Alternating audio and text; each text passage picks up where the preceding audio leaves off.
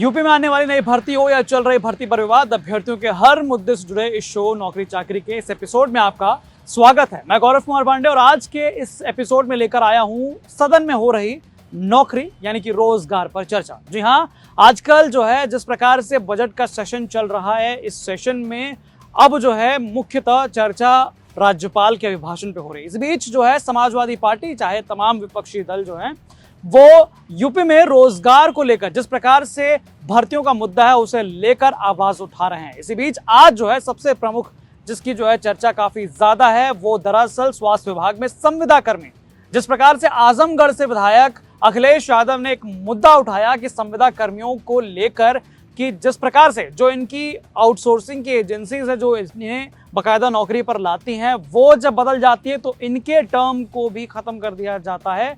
ये ऐसा ना हो, इसका भी प्रोसेस को समझ में आए कि ये आगे भी बढ़ जाए उसमें। तो आजमगढ़ का ये मुद्दा जब उठा स्वास्थ्य कर्मियों को लेकर तो क्या कुछ जो है सामने से यानी कि स्वास्थ्य मंत्री और डिप्टी सीएम ब्रजेश पाठक ने जवाब दिया वो हम सुनेंगे। लेकिन सबसे पहले आइए जान लेते हैं विधायक समाजवादी पार्टी के विधायक अखिलेश यादव ने जब ये मुद्दा उठाया संविदा कर्मियों का तो क्या कुछ उन्होंने कहा, सुनिए जरा। स्टाफ नर्स, वार्ड बॉय, आशा बहुओं के संदर्भ में पूछे गए सवाल पर और माननीय मंत्री के जवाब पर अनुपूरक करने का समय दिया है।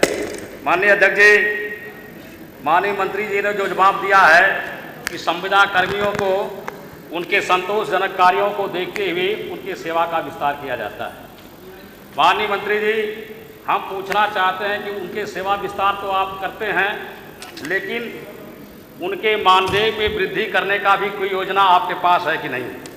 दूसरी बात माननीय मंत्री जी, ये जो आउटसोर्सिंग के कर्मचारी हैं माननीय अध्यक्ष जी, उनका व्यापक पैमाने पर शोषण किया जाता है। 11 महीने के लिए उनके निविदा करके जिस सेवा प्रदाता कंपनी को आप निकालते हैं, सेवा प्रदाता कंपनी 1 साल मोटी रकम लेकर के आउटसोर्सिंग के आधार पर कर्मियों की पोस्टिंग करती है और दूसरे साल जब दूसरी सेवा प्रदाता कंपनी को मिल जाता है ठेका तो अभी मोटी रकम लेकर के दूसरे लोगों को पोस्टिंग करती है। इस तरीके से न तो उनके पास गुणवत्ता के आधार पर पोस्टिंग करने की कोई नीति रहती है, न तो काम करने वाले लोगों को अपने भविष्य के लेके कोई निश्चिंतता रहती है।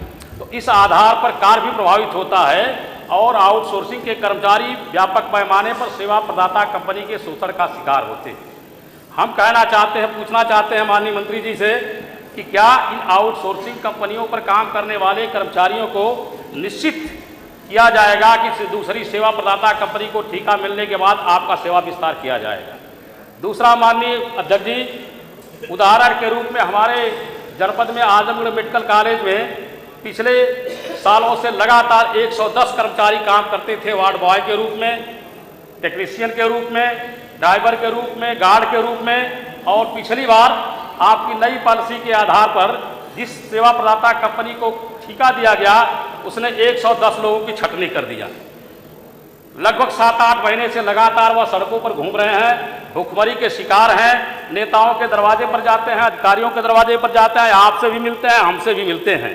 क्या उनके बारे में विचार करके आप उनके पोस्टिंग के लिए कोई निर्देश जारी करेंगे? धन्यवाद। तो आजमगढ़ से समाजवादी पार्टी के विधायक ने जब संविदा कर्मियों को लेकर मुद्दा उठाया तो सामने बैठे डिप्टी सीएम यानी कि स्वास्थ्य मंत्री ने भी उठकर इस मुद्दे को क्लैरिफाई किया कि क्यों जो है उन्हें हटाया गया था और उनकी जगह जो है क्यों किसी दूसरे व्यक्ति को नौकरी दी जा रही है, या उनको भी जिस प्रकार से अगर हटाया गया है तो उन्हें भी कहीं एडजस्ट करने की बात उन्होंने कही।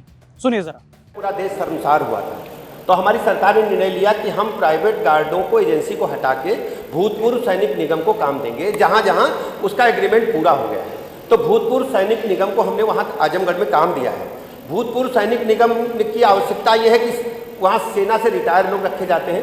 वो एक सैनिक निगम एक सरकारी संस्था, सेना के जो जवान होते हैं प्रशिक्षित होते हैं, वो ऐसा कोई कार्य करने से 10 बार हिचकते हैं। उनको मतलब माना जाता है कि बेहतर काम सुरक्षा का भी करेंगे और एथिक्स का भी ध्यान रखेंगे, इसलिए वो गार्ड टहल रहे हैं। आपकी बात जायज़ है, हमने बार बार उनको कहीं न कहीं एडजस्ट करने के लिए कहा है, लेकिन जो सेना के सैनिक निगम के गार्ड होते हैं वहाँ वो एडजस्ट नहीं हो सकते हैं।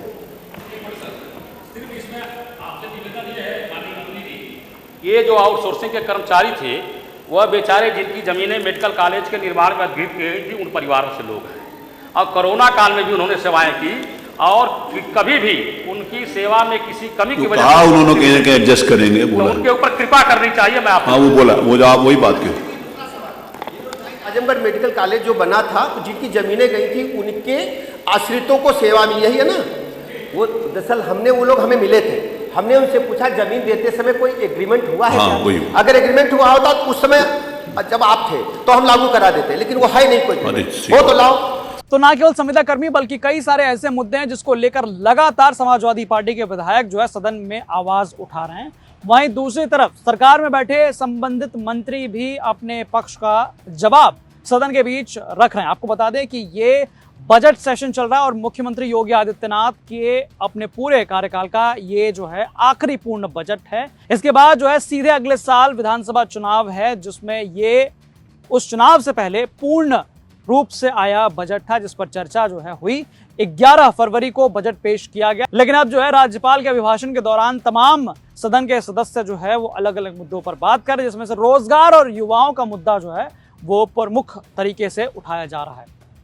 बहरहाल ये रिपोर्ट आपको कैसी लगी हमें कमेंट करके जरूर बताएं। बाकी तमाम खबरों के लिए आप देखते रहें यूपी तक। धन्यवाद। राहुल जी पदयात्रा कर रहे हैं, वो कर रहे हैं, 10 दिन के बाद खत्म हो जाएगा। जमीन पे अगर नहीं आएगा तो क्या मतलब? राहुल जी के पदयात्रा करने के क्या क्या कारण है, क्या क्या मुद्दे हैं, किस बात को लेके चल रहे हैं? भाई अकेला चना भाड़ नहीं फोड़ पाएगा। तो मुझे अधिकृत कर दें कि मैं अपने हिसाब से संगठन उसका बनाऊं और उसका चलाऊं, और 6 महीने आप देखिए, अगर सही हो तो आगे बढ़ा दीजिए। मुझे प्रांतीय अध्यक्ष बनाया गया। 13-14 जिले पड़ते हैं पश्चिम में। तो जब मैं बना तो वहां मैंने संविधान बचाओ संकल्प सभा चलाई। तो संदीप जी का फोन आया, नसीमुद्दीन जी ये मत करिए। क्यों का कोई जवाब नहीं। इसके बाद पोलिंग बूथ कमेटियां बनाना शुरू की। यहाँ बैठे हैं पश्चिम के लोग भी। शुरू की, मैंने बात की, उन्होंने कहा नसीमुद्दीन जी ऐसा मत करिए। संदीप जी जो प्रियंका गांधी की टीम के, उनके कहने का मतलब ये होता था कि प्रियंका जी कह रही हैं। तब प्रियंका जी प्रभारी थी, महासचिव थी ऑल इंडिया कांग्रेस कमेटी की, लेकिन प्रभारी उत्तर प्रदेश की थी।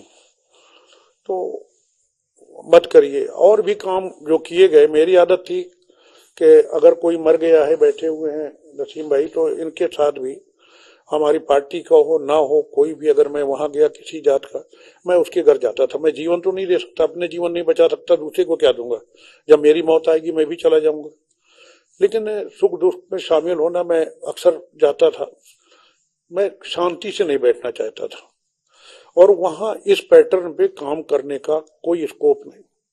वहां पर जनसभा कर लीजिए, टेबल टॉक कर लीजिए, योजनाएं बना लीजिए, तो वो ठीक है। हालांकि अब पोलिंग बूथ कमेटियां बनाना शुरू की हैं।